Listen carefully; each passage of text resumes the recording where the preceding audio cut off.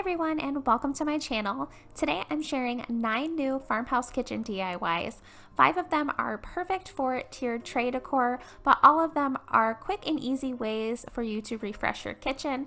I am going to be using my Cricut Explorer 3 to create all of today's projects, and I do want to thank Cricut so much for sponsoring today's video.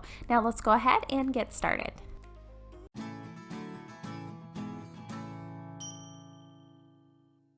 For the first DIY, I'm going to be creating a design to go on a tea towel. So I'm going to my canvas and going to images, and then I already knew that I wanted it to say farm fresh. So I typed that in here at the top and it pulled up everything in Design Space that either said farm or fresh. And then I just looked through all of the designs that were already in Design Space and found one that I really liked, and then inserted that into my canvas or onto my canvas. And then I just needed to resize it to the size that I needed on my towel, and then it was all ready for me to cut out. This design is going to be an iron-on, so I'm making sure that all of my settings are right before I actually cut the vinyl out. So I'm just making sure to mirror the image. Anytime you are doing an iron-on, you want to make sure to mirror all of your images. I am going to be using the Smart Cricut iron-on vinyl for this project, and I am using my Cricut roll holder also, since I have a really large roll of vinyl here, and I'm just showing you that it's just like the regular everyday vinyl. It still has the shiny side on one side and then the matte side on the other. With the Smart iron-on vinyl, you still place it in your machine shiny side down, just like you would with the regular everyday vinyl. Once I had it in my machine, I let the machine cut out my design, and then it was all ready for me to weed. Now that I have my design all ready, I'm going to be getting my towel ready, and the towel I'm using today is this one from IKEA. It came in a 4-pack, and I believe they were only like $2.49 for all 4. They had a few different prints, but I really liked this stripe one here. And I'm using my Cricut Easy Press 2 for this project today, and I'm using the recommended heat guide off the Cricut website, and for cotton it is 315 degrees for 30 seconds. So I'm just setting my Easy Press up, and then once it was all heated, I used the Easy Press to do my 5 seconds of heat on my towel before I placed my design where I wanted it. And then once I had it all set in place, I then used my Easy Press on my design for the recommended 30 seconds. Once that was finished, I then flipped over my towel and did an additional 15 seconds on the back side just to make sure that everything is ironed on and secure. Once it was all cooled, I then peeled off the film. This is what the tea towel looks like all finished. It is super cute, and it could not have been an easier project since the Cricut Design Space already had the design made for me. Now for the second DIY today, I'm making a cutting board sign. For this one, to do the design, I'm going into my Design Space and selecting images. I'm then typing in kitchen utensils, and I'm just searching the Design Space for a design that I like that has kitchen utensils, and I found this one here, and it has a space in the middle that you could put a text, so I inserted that one into my canvas. And then I am going over to text, and the text I'm going to be using is the word homemade, so I just typed that out, and then I changed the font. The font that I'm using is called Bertham Pro, and I believe that one is a Cricut font. I think it looked really nice, and I just resized it to go in the center in between all of the utensils. Then, because I want both images to be one cut, I highlighted them and then went to the lower bottom right hand side and hit weld so that it welds both images together to make one. I'm then resizing the image so that it is the size that I need to go on my mini cutting board. And then the vinyl that I'm using to cut out my image is the Smart removable vinyl. This is a scrap piece that I have, so I'm just using my cutting mat to place the vinyl on. And what's great about the Cricut Explorer 3 is you can use a cutting mat for smaller pieces, or if you have the larger rolls like you saw earlier in the video, you do not have to have a mat with those. Once my image was cut out, I then just weeded the vinyl, and then this is the mini cutting board that I picked up from Hobby Lobby that I'll be using for today's project. I first started by just removing the rope that was already on the cutting board, and then I started painting it with my Waverly chalk paint in the color Plaster, and I only had to do one quick coat of this paint. Once that paint was dry, I then used my rich black chalk paint from Folk Art, and I just quickly dry brushed this color around all of the edges of my cutting board to add a little bit of distressing. Then my cutting board was all set for me to transfer my image, and I'm using the regular Cricut transfer tape to transfer it in the center of my cutting board. Then to add a little bit of that buffalo check detail that I'm using on a lot of my projects today, I'm using this ribbon from Dollar Tree, and I just tied a really cute bow at the top. That was the last step for this project. It was so quick and easy, and it goes perfect on a tiered tray. Now for DIY number 3, I'm going to be creating a serving tray. For this one, to make the design, I went into my design space and clicked text, and then I entered the word gather, or typed the word gather. I then changed the font. The font that I'm using for this one is a font that I got from defont.com, and it's called Flanella. And then I did end up changing the G on my gather word to a capital G. I just thought it looked a little bit prettier this way. And then I did want to add some like leaves or vines to this, so I went into images in my design space and I typed in leaves. This pulled up so many different types of leaves and vines that are already in the Cricut design space, and I chose one that I really liked and inserted it into my canvas. And then I just moved it around a little bit. I knew that I was going to have 2 of these. I was going to have one on the top and one on the bottom. But my serving tray is a circle shape, so I went ahead and got a circle shape from the design space, and then I made it the size of my serving tray, which I believe was like 8.5. And then this way I'll be able to tell exactly how large I want all of my like leaves and my gather word to be. Instead of just guessing, I was able to actually like see it visually, and this really helped me. So I just moved everything around onto the circle to make sure that I had it the correct size for when I cut it out on my vinyl. And this just helps that I don't cut my vinyl and waste it and then end up not having the correct size. So I did duplicate the top leaves, and then I just flipped them around a little bit so that I could see exactly what it would look like on my tray. Once I had it all set, I just deleted that circle, and then I moved all of my images over to the side, highlighted them all together and welded them because I want them to be on one cut. I don't want to have to do multiple cuts, I just want one.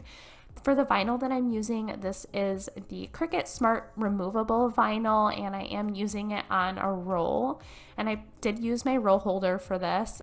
I love the roll holder so much, and the fact that I don't have to use a cutting mat with it. It just cuts out the image so nicely, and the Smart Vinyl is my favorite.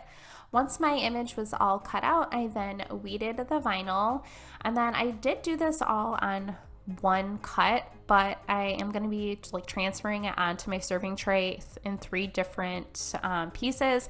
So I just cut those out into 3 different pieces so that I could transfer them onto my tray.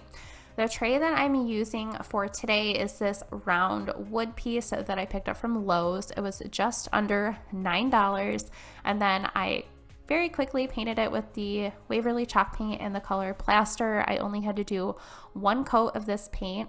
Then once the paint was all dry, I wanted to have a little bit of distressing, so I'm using my rich black chalk paint from Folk Art on a Dollar Tree stencil brush, and I'm just very lightly dry brushing that color around all of the outside edges of the circle and then a little bit along the front as well. Now that everything is all painted, I can then transfer all of my images. I started with my vines or leaves here. I used my regular Cricut transfer tape to transfer it, and I just did the 1 vine at the top, the 1 vine at the bottom, and then I transferred my gather word right in the center. For this one, I thought it would be really cute to add these handles that I also picked up from Lowe's. I think these ones were about $3 a piece, and this tray is only going to be for like a decor piece. I'm not going to be using this tray, so I'm only going to be like gluing these on. If you are wanting to have a tray that you are going to use, I highly recommend like actually screwing them into your wood that you're using.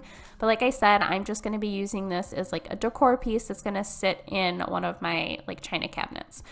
So here I'm just taking the handles, I placed them exactly where I wanted them to be. I just eyeballed it to make sure that they were even, and then I used a pencil to mark where I'm going to want to be gluing them down.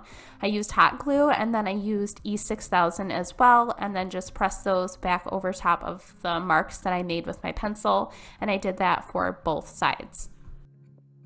And here is my serving tray all finished. Again, another super easy project. Like I had mentioned, this one is just gonna be a decor piece, but if you're gonna be making one to actually use, I highly recommend using a water resistant sealant. Moving right into DIY number 4, I'm making a farmhouse block sign. For this one, I'm creating my own stencil. So I went into Design Space and I chose a square shape, and then I unlocked it so that I can make the square more of like into a rectangle, and I can change the size of it as well. And then once I had that all sized to the size I want, I selected text and I typed out the word farmhouse. This is the word I'm going to be having on my sign today. And then I'm changing the font. Cricut has so many great fonts to choose from. You can even download your own fonts into Design Space, but the font that I'm using today is called Sahara Smooth. I ended up going through so many different fonts until I found this one that I really like.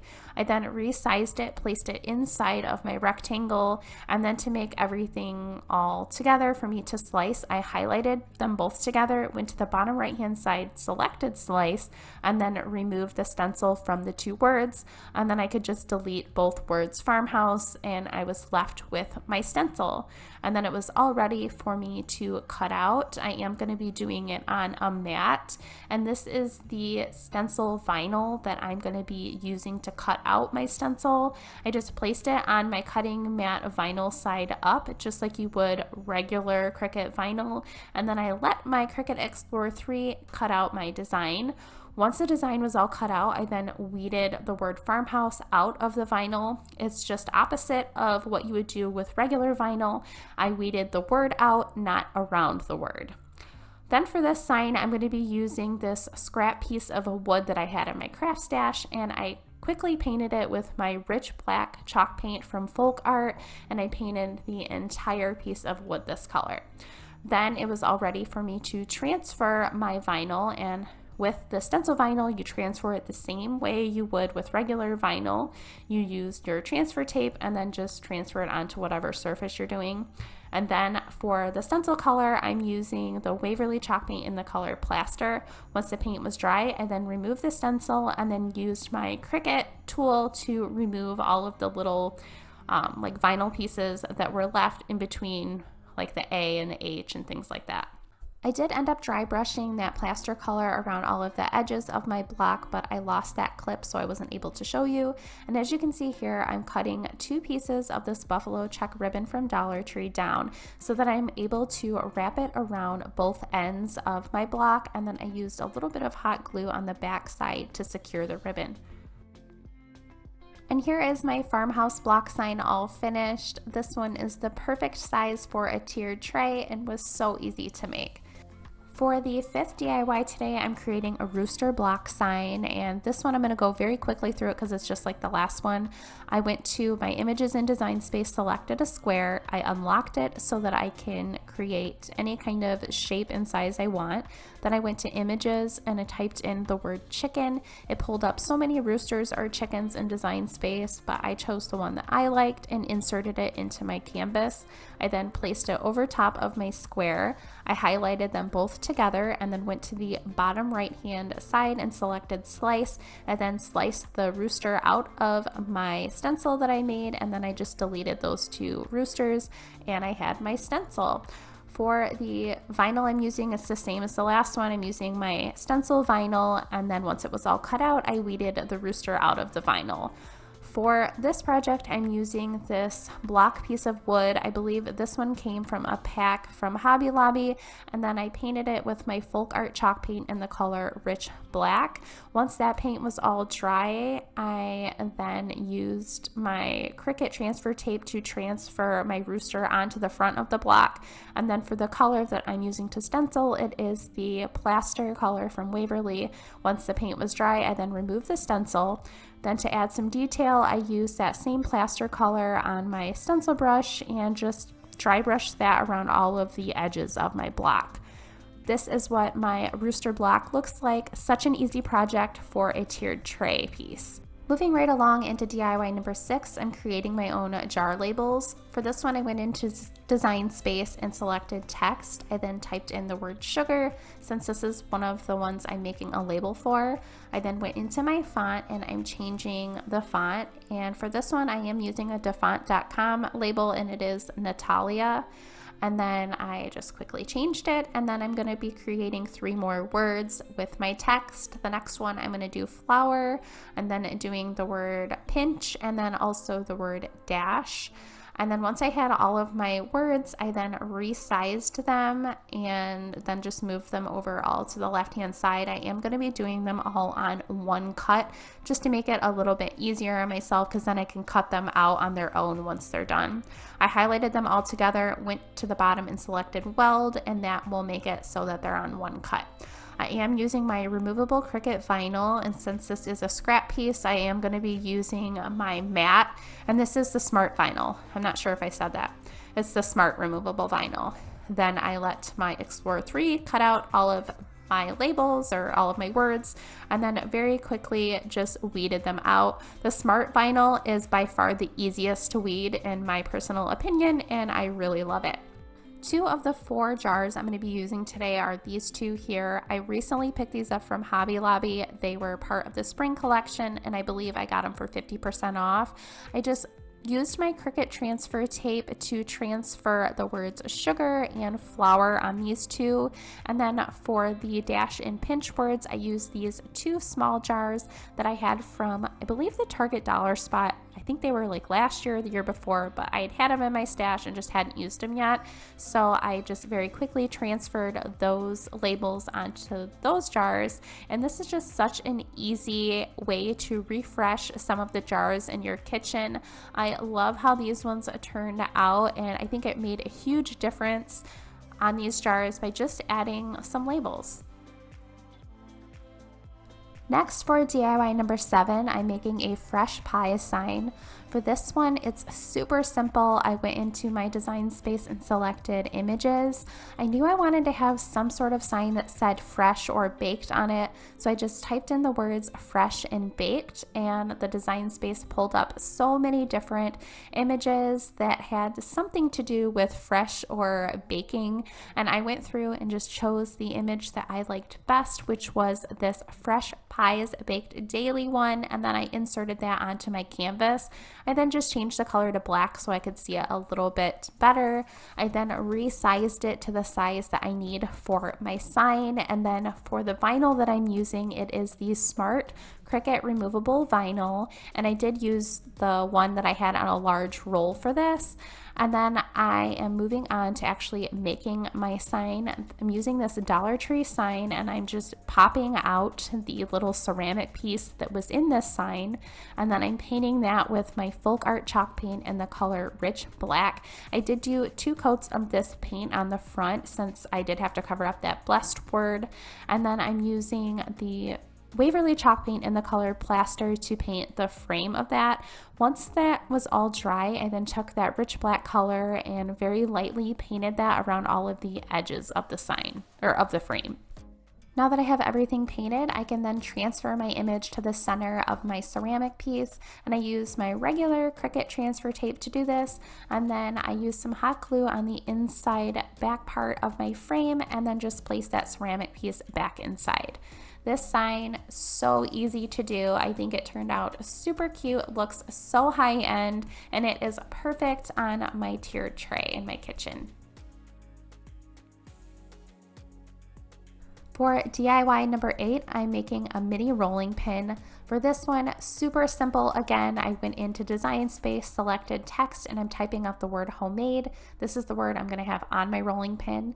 I then changed the text, and the text I'm using for this one is Bookman Old Style. I then resized that to the size that I need, and then I cut it out on my Smart Cricut removable vinyl, and then I weeded the word out, and then this is the rolling pin I'm going to be using. It came in a 3-pack from Hobby Lobby, and I'm just using one for today. I painted the middle of the rolling pin with that rich black chalk paint from Folk Art, and then for the handles of the rolling pin, I painted those with the plaster color from Waverly, and then it was all ready for me to transfer my word, and I just made sure it was centered, transferred it on there, and then I used some of this black and white buffalo check ribbon from Dollar Tree to tie around one of the handles of the rolling pin. And look at this rolling pin all finished. It is so cute. To me, it looks very high end and is the perfect accent piece to add to your tiered tray. Now for the 9th and final DIY today, I'm making palette coasters. For this one, it's so easy. I went into my design space and I selected text. For this one, I'm typing out 3 different words. The first word I did was the word sip, and then I went to my font and I'm changing my font. You'll first see me change the font to like more of a typewriter one, but the one I ended up going with is called Arabic Setting. I also did the words relax and then also enjoy, and then right now you'll see where I go in and I change all the fonts to that Arabic setting. I just really liked the look of this one a little bit better than the first one that I originally picked. Then I resized all of the words. I moved them all over to the left-hand side. I highlighted them together like you've seen me do many times in this video, and then I welded them so that they were all on one cut. I then used my removable Smart Cricut vinyl and cut out all of them, and then since it was on one cut, I then just used some scissors to cut them out individually so that I could put them onto 3 different coasters. I then weeded the vinyl. Again, this smart vinyl, so easy to weed. Then for my actual coasters, I'm using these 3 palettes from Dollar Tree. I then painted them with that plaster colored chalk paint from Waverly. It did take a little bit of time to paint these because I wanted to get in between all of the wood slats and then also like on the inside of the palette. Once it was all painted, I then transferred each word to the bottom right hand side of the palette. I did that for all 3 of the words on all 3 of my palettes, and then to add some detail, I took that rich black chalk paint from Folk Art on a fluffy smaller brush, and then I very lightly dry brushed that around all of the edges of the slats on the palette. And then since these are coasters, you do want to use a water sealant. This one here is a polyacrylic. I like the clear matte one, but you could also use a spray sealant, which would be a little bit easier. These are the coasters all finished. I think they turned out really nice and they were super easy. I really hope that you guys enjoyed today's video as much as I enjoyed creating it. If you did, please let me know in the comments down below. And if you're not subscribed, I hope that you will consider subscribing. Please be sure to hit the notification bell so that you don't miss out on any of my future videos. I would also like to know which project you liked best, and I do want to thank Cricut so much for sponsoring today's video. Thank you all so much for watching.